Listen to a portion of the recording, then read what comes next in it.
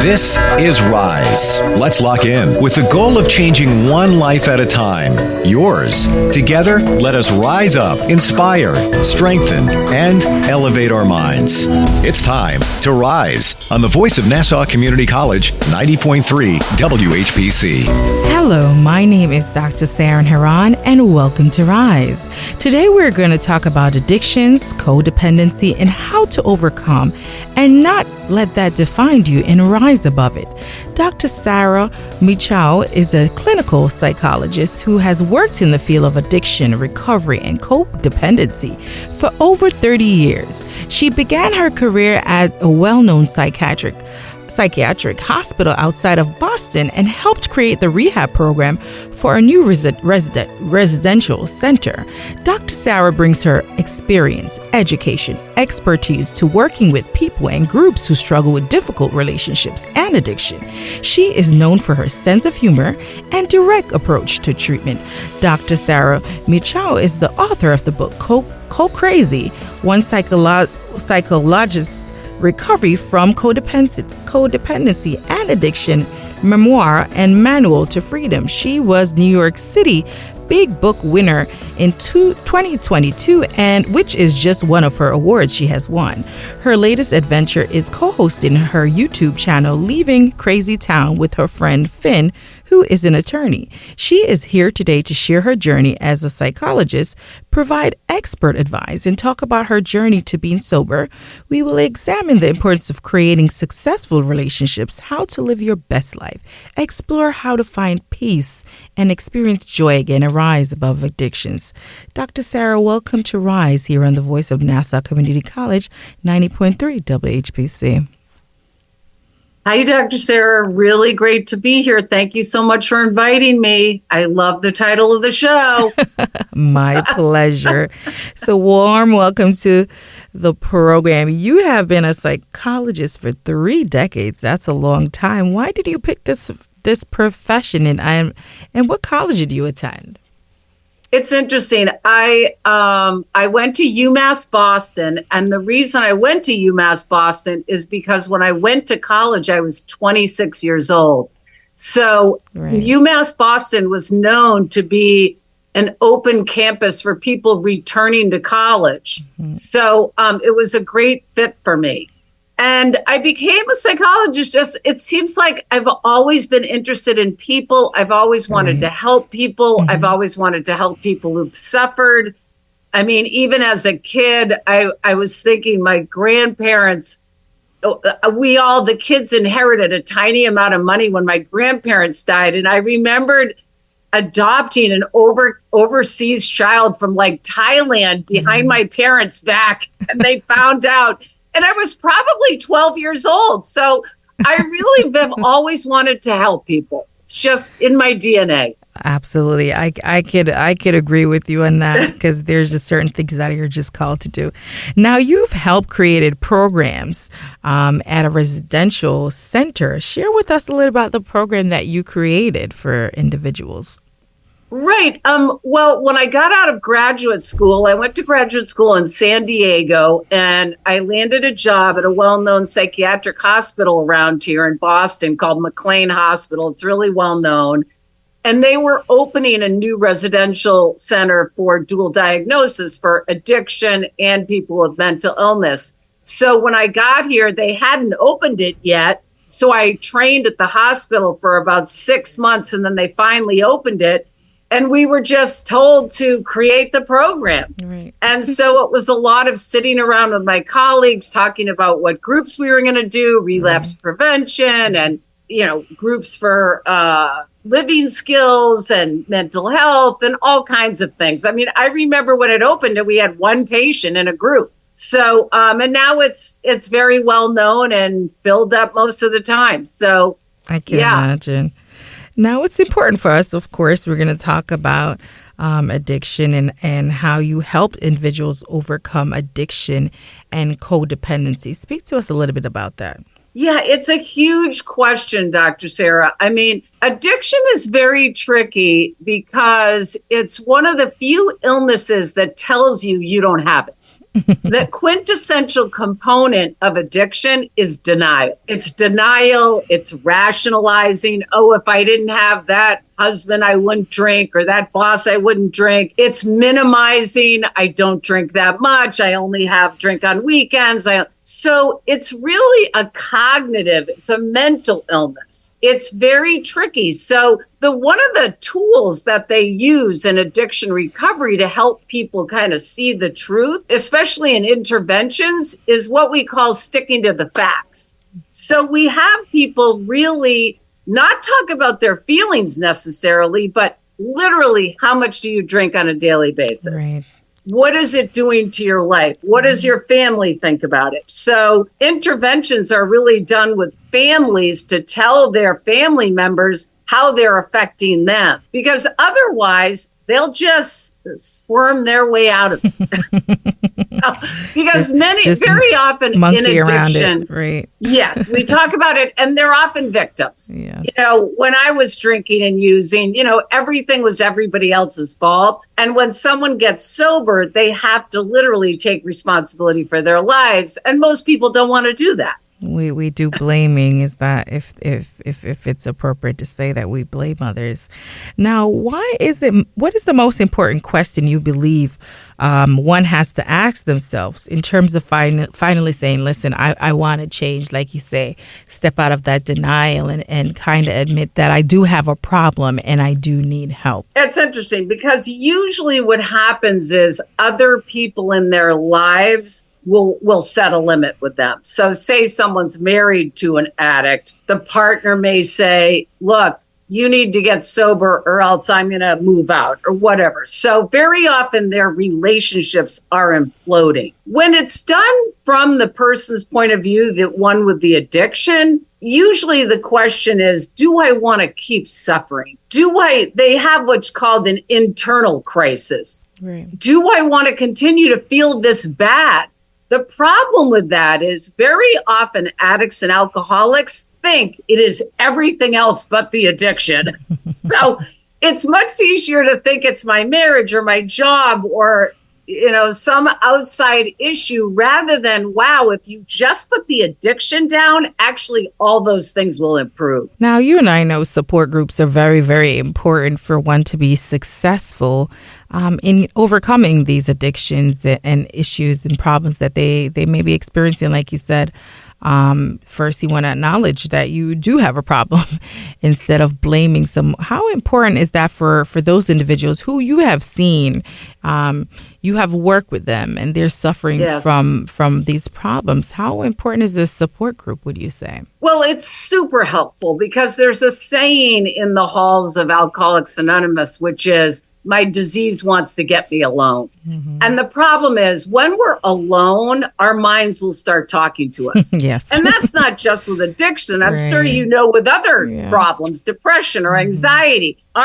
We say our minds are our biggest enemy. Mm-hmm. And so the thing about going to a support group is you can identify with other people with the same problem. And in that process, you don't feel so alone. And these days, I've learned in the last few years since I've written the book, there are so many more online communities and support groups than there were when I got sober. When I got sober in 1984, there was AA. And now there's probably hundreds of different communities online, if you let alone just the communities that are live. But there are plenty of resources out there, and it's really critical to connect with other people.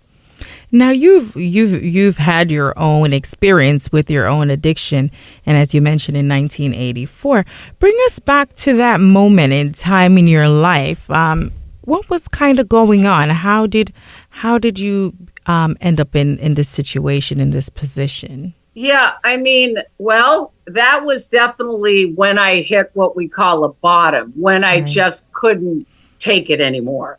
I had started drinking when I was 16 years old. And really, I think about addiction as a friend of mine calls substances relief-seeking, says that addicts are relief-seeking missiles. And I really feel like that's what I was. When I was growing up, my first addiction was food as a kid. And I became very overweight as a child, and it was my way of soothing myself.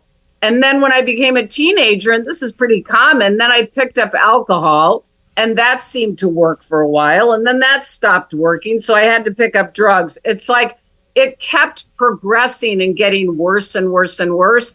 And in the end, basically, I bottomed out in a drug house. I overdosed and woke up and had, felt bugs crawling all over me and really felt like I was losing my mind. And that's when I ended up in a hospital. And that's not how it is for everybody, but definitely that's how it was for me. And I'm literally grateful for the drugs because I probably could have drank for another 10 years. But the problem with drugs is that they cost money and your behaviors, you really start compromising yourself to a very deep, morally corrupt way to get money.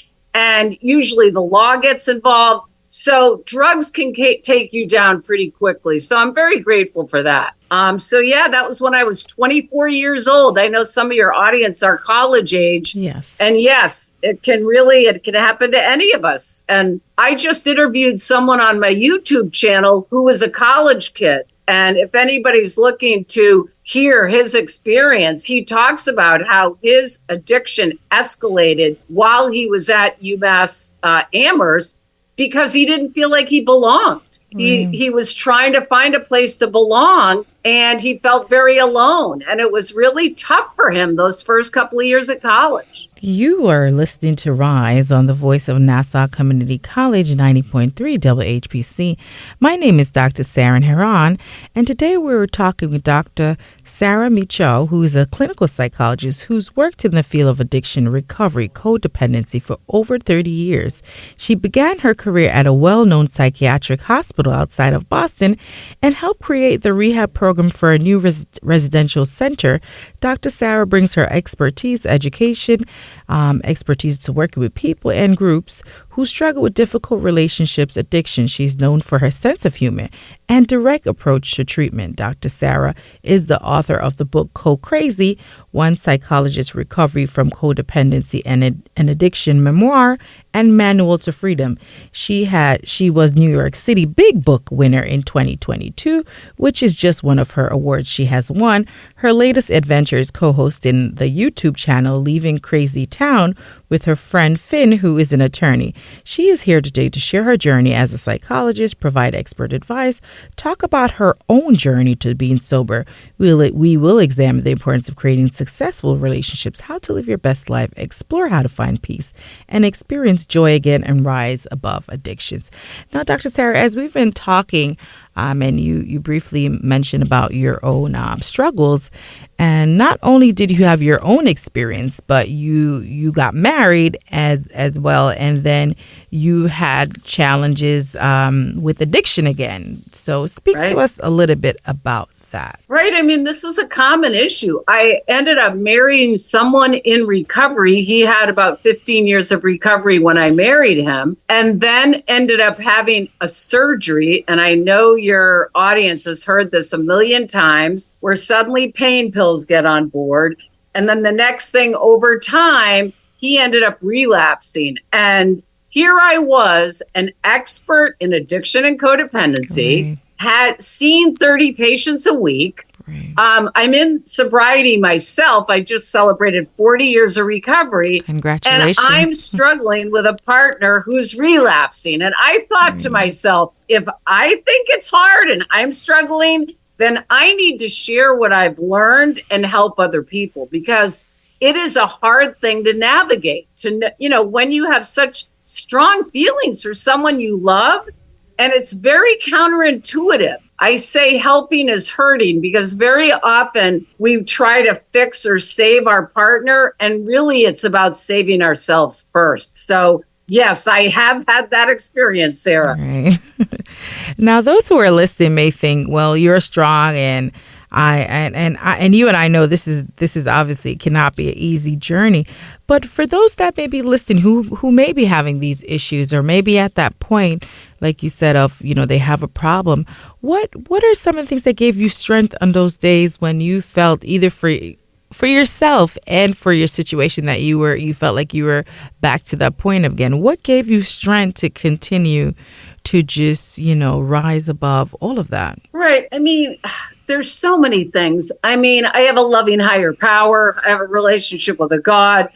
I have family and friends, and a support network. And I think because I had been sober and I'd been in a program and I've discovered over time what worked, that I can call up on those tools. I mean, that's the thing. Once you hit a bottom of some kind or you go through a very difficult time, you know that you can go through another difficult time.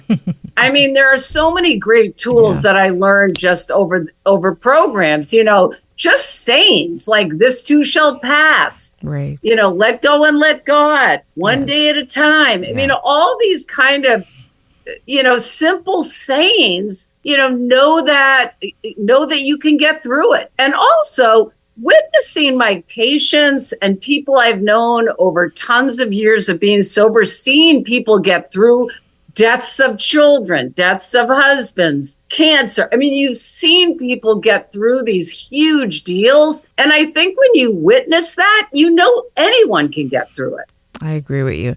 Now you believe that individuals need to be true to oneself to live a life. Talk to me a little bit about that. What do you mean by true to oneself? Yeah, this is key, Sarah, because really what codependency is and what I saw for years in my practice is people being afraid to be who they really are. And that sounds so kind of, I don't know, like you hear something on Facebook. But what I mean by that is people that are kind of detached from themselves and detached from others, but don't even know it. For example, say you're in a marriage and you're trying to please your partner all the time, but you're not really saying your truth. That's a great example of someone who's now becoming detached from themselves. And the problem with that is that what eventually happens when you dismiss your own needs and your own wants is you can become depressed, you can become resentful, you can become enraged, you can become anxious, you can start getting chronic headaches. I mean, this idea, it sounds so kind of, people say, oh, it's not that big of a deal. It is a big deal. Right. Because, and I say to people, you'll end up looking like a piece of Swiss cheese, because if you compromise yourself enough over a long enough period of time, you won't know who you are anymore. Right. And it may start small, but eventually it gets bigger and bigger and bigger. And then you just don't even know who you are. Almost like and you it get happens to lose to the yourself. best of us. Yeah, like you lost yourself. Now, you also believe in order to have, creating a successful relationships are important. And one thing that we've talked about is that you believe that it's important not to have secrets. Speak to me a little bit about that. Yeah, it's kind of a tricky thing, because when I think about secrets, I think what I mean are secrets that are getting in the way of connecting with your partner. Obviously, I don't know, there might be harmless things like you're eating a chocolate bar in the middle of the day and your wife doesn't know it or something like that. But I'm talking about deep feelings or experiences that you have towards someone or about someone and you're not sharing with them. I mean, every couple training I've done, every couple therapist workshop I've done, the number one problem with couples is resentment. Right. And that's huge, because what happens with codependency is people don't want to tell the truth because they worry about how the other person's going to feel. But there's a way you can communicate being upset or being angry or being hurt without damaging the relationship. And that's what I mean by secrets. It's like we think, oh, I don't want to hurt their feelings. But the thing is, if you do that long enough, it's going to create a huge distance with you and other people. So I believe intimacy only can occur when you're telling the truth. I hear you. Now, you've seen women over your time that you refer that they couldn't ask for what they want. And for you, that impacts one's relationship. Speak to me about the women that you have seen throughout your life that you felt like they they were living a life, you must, right? Right. They could not ask for what they really wanted. Speak to me a little bit about them. Yeah, I mean, I think what made me really write the book in the first place is seeing these common themes over time with my patients. And I saw mainly women come to therapy, and women care about relationships. Not that men don't, but in a different way. I could talk about that forever. So usually women come to therapy when they're having a relationship problem. Right.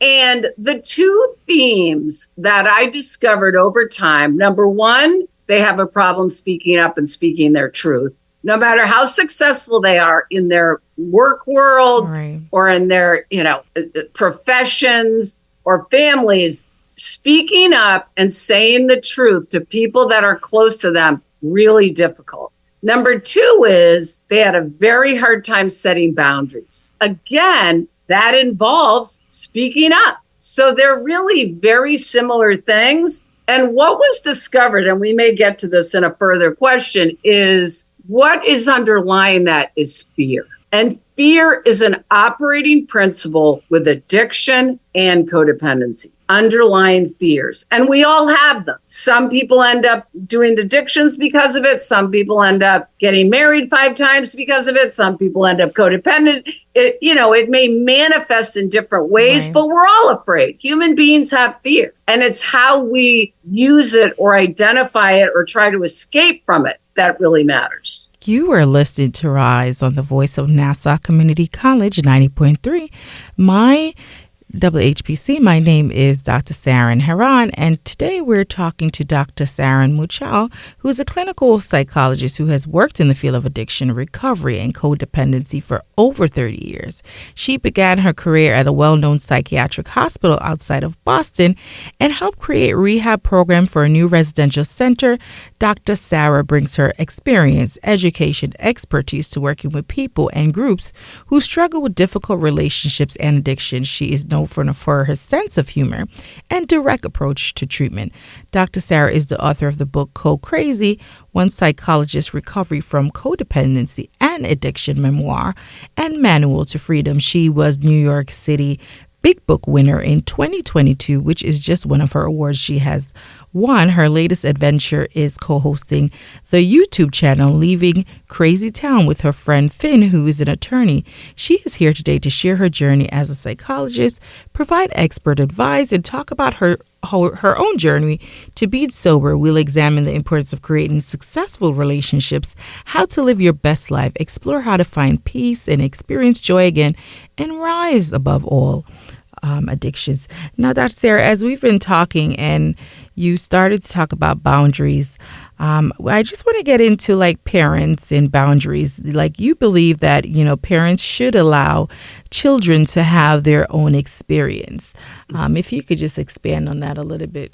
Yeah, I mean, I think I talked to you about this, Dr. Sarah. It's a real button for me. Mm-hmm. And I think because what I've witnessed over the years in my practice is our codependent parents, which means they're over functioning and they're involved in their kids' lives in a way that's about them, not about their children. So, for example, say a parent doesn't recognize that they had a need to be a super athlete when they were a kid, then they're going to maybe project that on their child. And I had a client once who wanted her child to be this athlete in a certain sport because she never made it to the Olympics, for example. So again, I think what's critical about parenting is identifying what are your own issues that are being projected on your kids. And a big thing is your own fears.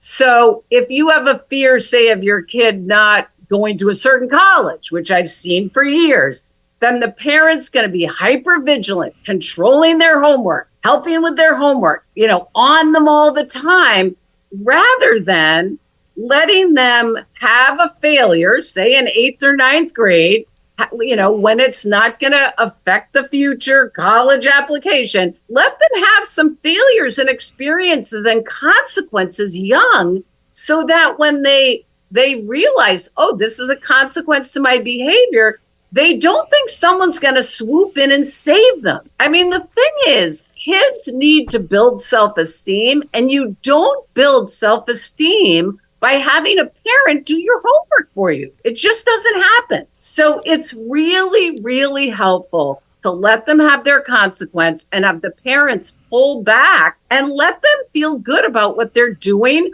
or have a consequence to what they're not doing. Either way. Now, as we're getting ready to wrap up the show in our listening audience for college students and those listening, what is one advice as it relates to finding your joy and finding your peace that you want to leave with our listening audience today? And also go ahead and share how could one connect with you? Sure. Listen, to me, the most important thing is, and what I'm witnessing the most is, people are way too busy, way too preoccupied with externals, social media, how the world is responding to them. To me, the most important thing you can do for yourself is really start checking in with what's going on inside of you. You know, to know what your feeling states are, to know what you like, to know what you want. How am I doing my day? Am I anxious? Why am I anxious? People are becoming so detached from their human experience. And it's all about, geez, how many likes I'm getting, rather than, do I even like myself? You